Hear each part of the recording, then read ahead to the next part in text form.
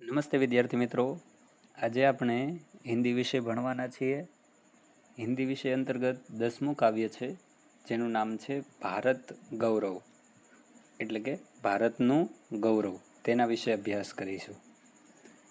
આ કાવ્યના કવિ છે મૈથિલી શરણ ગુપ્ત, જેમનો જન્મ થયો છે ઈસવીસન 1886માં અને તેમનું અવસાન થયું છે ઈસવીસન 1964માં.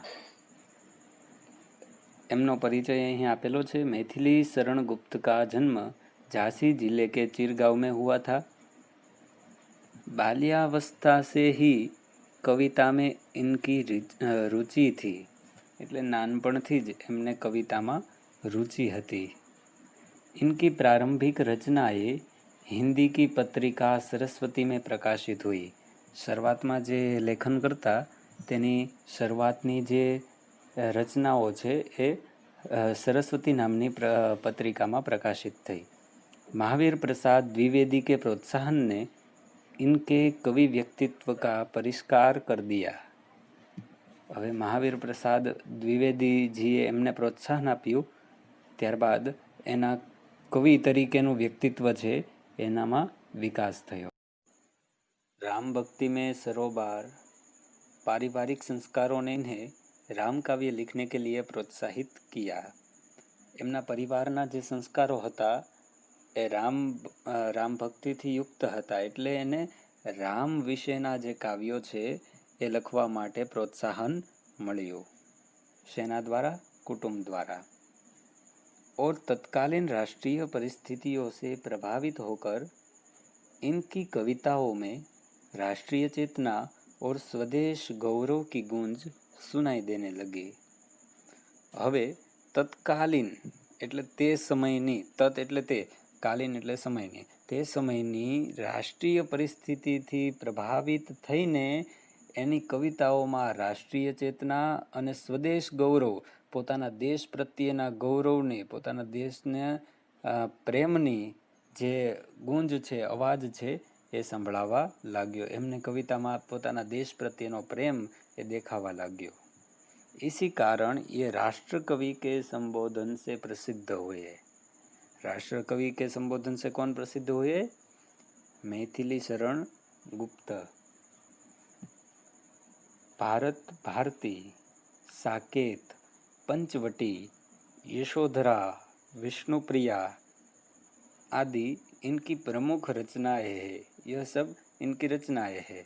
हिंदी साहित्य एवं शिक्षा के क्षेत्र में अनुपम योगदान के कारण इन्हें सन 1954 में पद्म भूषण की उपाधि से अलंकृत किया गया है तथा राज्यसभा का सदस्य भी मनोनीत किया गया है.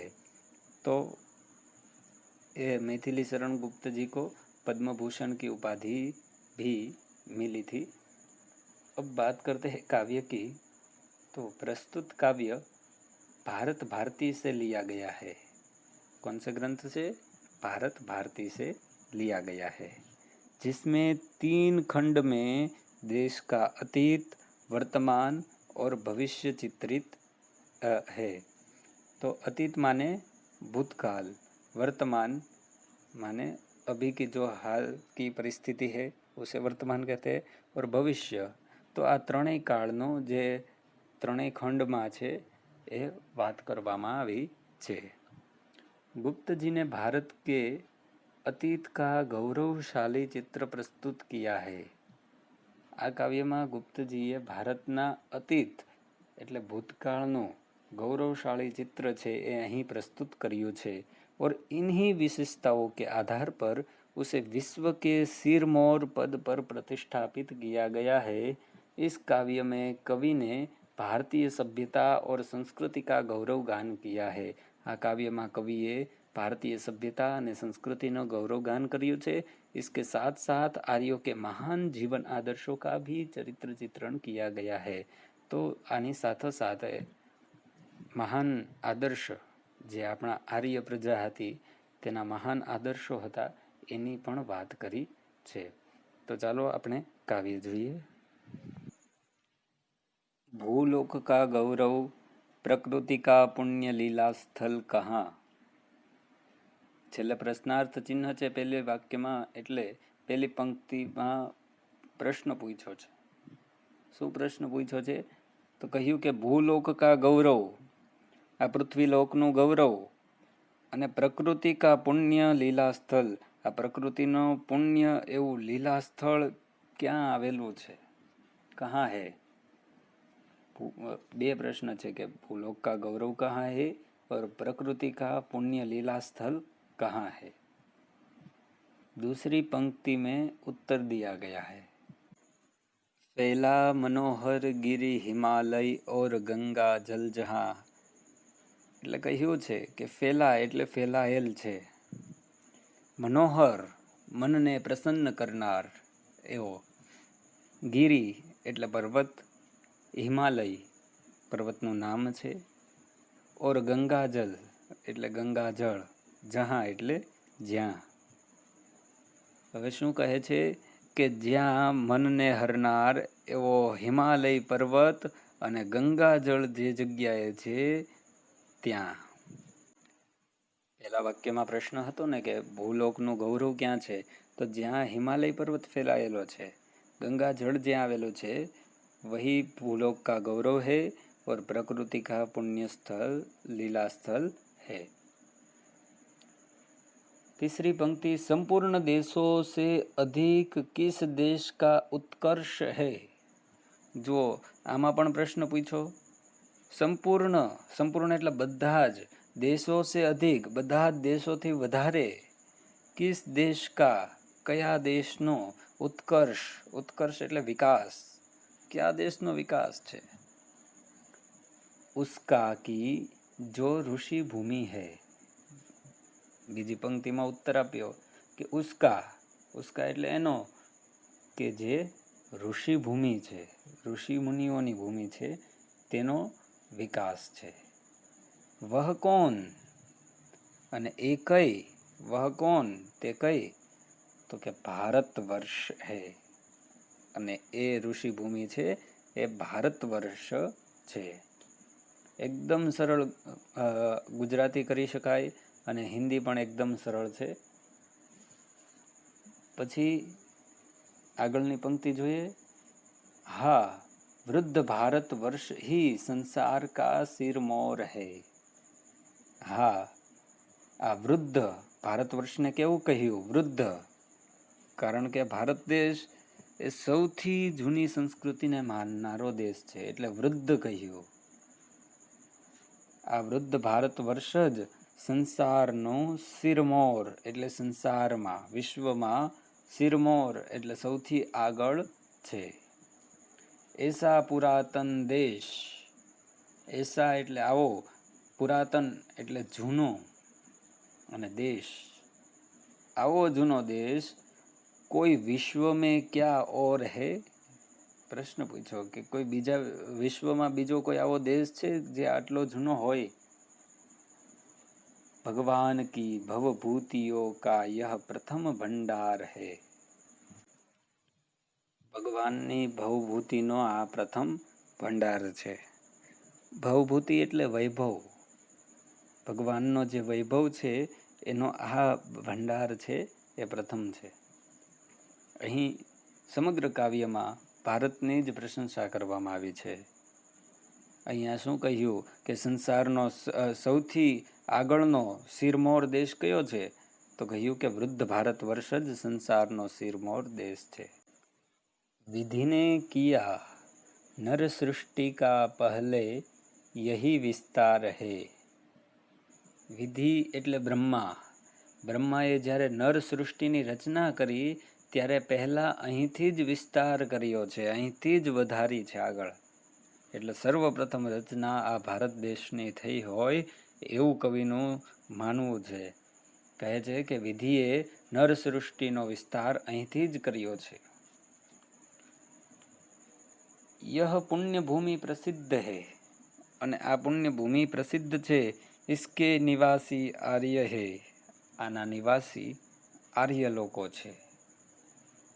વિદ્યા, કલા, કૌશલ સબકે જો પ્રથમ આચાર્ય હૈ, અને આ બધી જ વસ્તુઓમાં એ પ્રથમ આચાર્ય છે. કઈ કઈ વસ્તુ કહી? તો ત્રણ વસ્તુ કહી કે વિદ્યા, કલા અને કૌશલ. આ બધી જ વસ્તુઓના પ્રથમ આચાર્ય છે. સંતાન ઉનકી આજ યદ્યપિ હમ અધોગતિ में પડે.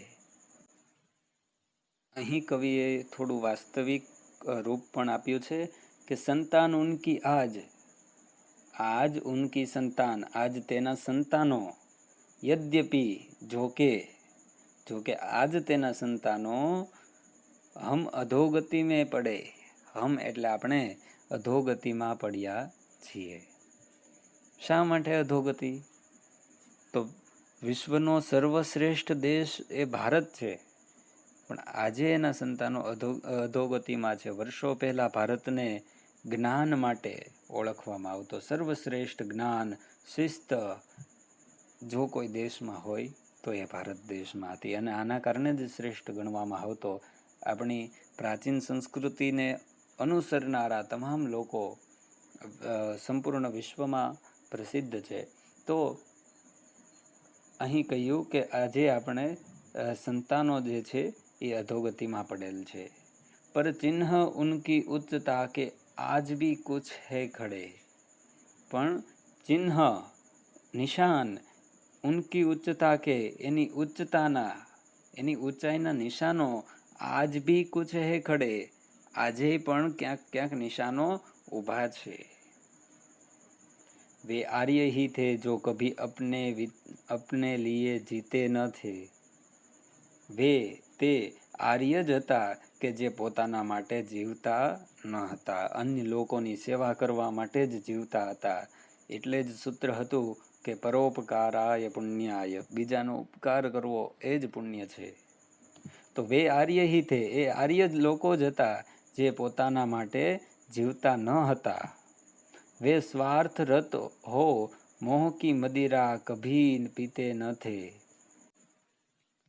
એ આર્ય લોકો સ્વાર્થમાં રત થઈને, સ્વાર્થમાં પડીને ક્યારેય મોહરૂપી મદિરા એટલે શરાબ, ક્યારેય પીતા હતા નહીં. મોહરૂપી મદિરા, મોહને મદિરા કહી છે, મોહરૂપી મદિરા ક્યારેય પીતા નહીં. સ્વાર્થ એટલે તમને ખબર છે મિત્રો, પોતાનો જ વિચાર કરવો, અંગત ફાયદાની જ વાત હોય એને સ્વાર્થ કહેવાય. પણ આર્ય લોકો એવા ન હતા, બીજાના હિત માટે જીવતા હતા. પોતાના સ્વાર્થરૂપી આ મોહની મદિરા ક્યારેય પીતા ન હતા. સંસાર કે ઉપકાર હિત, સંસારના ઉપકાર માટે, સંસાર એટલે સમગ્ર વિશ્વના ઉપકાર માટે, જબ જન્મ લેતે થે સભી, જ્યારે જન્મ લેતા હતા બધા જ, નિશ્ચેષ્ટ હોકર કિસ તરહ, નિશ્ચેષ્ટ એટલે કોઈ ઈચ્છા વગરના, ચેષ્ટ એટલે ઈચ્છા, પણ નિશ્ચેષ્ટ એટલે ઈચ્છા વગરના થઈને, નિશ્ચેષ્ટ એટલે કે નિષ્ક્રિય થઈને ક્યારેય, કિસ તરહ વે બેઠ સકતે થે કભી, કેવી રીતે તે બેસી શકતા હતા ક્યારેય, એટલે ક્યારેય પણ આપણા વડીલો નિષ્ક્રિય થઈને કાંઈ કામ કર્યા વગર બેસી શકતા ન હતા, એવી આ વાત છે. તો સંપૂર્ણ ભારતના ગૌરવ વિશેની આ કાવ્યમાં વાત કરવામાં આવી છે, જેની આપણે સમજૂતી મેળવી. હવે એના કેટલાક સમાનાર્થી શબ્દ છે જે આપણે જોઈએ. ગૌરવ, ગૌરવ એટલે સન્માન અથવા તો પ્રતિષ્ઠા. ભૂલોક, ભૂલોક એટલે સંસાર અથવા દુનિયા. લીલાસ્થલ, આપણે પહેલી પંક્તિમાં આવ્યું ને લીલાસ્થલ, તો એનો અર્થ થાય છે મહાન પુરુષો કી ક્રીડા ભૂમિ, જ્યાં મહાન પુરુષોએ જન્મ લઈ અને જે કાર્ય કર્યું છે તે. ઉત્કર્ષ એટલે વિકાસ, ઉન્નતિ, પ્રગતિ. સિરમોર એટલે શ્રેષ્ઠ. પુરાતન એટલે પ્રાચીન, જૂનું. ભવભૂતિ એટલે સંસાર કા વૈભવ, સંસારનો વૈભવ. વિધિ એટલે બ્રહ્મા અથવા તો સૃષ્ટિની રચના કરવા વાળા દેવ, સૃષ્ટિ કી રચના કરને વાલે देवता. आचार्य अर्थात शिक्षक या आदर्श, आचार को आचरण में लेने वाला. अधोगति એટલે અવનતિ અથવા તો દયનીય દશા. આપણી અત્યારની સ્થિતિ છે એ દયનીય છે. स्वार्थरत એટલે केवल अपना ही लाभ देखने वाला, उसे कहते हैं स्वार्थरत. મદિરા મતલબ શરાબ, સંસાર મતલબ દુનિયા, નિશ્ચેષ્ટ માને નિષ્ક્રિય અથવા તો ચેષ્ટા રહિત. આવા શબ્દાર્થ છે. હવે મિત્રો, આ કાવ્યનો જે અનુવાદ છે એ તમારે હોમવર્કમાં લખવાનો છે. આશા રાખું છું તમને સમજાઈ ગયું હશે. અસ્તુ. જય હિન્દ, જય ભારત.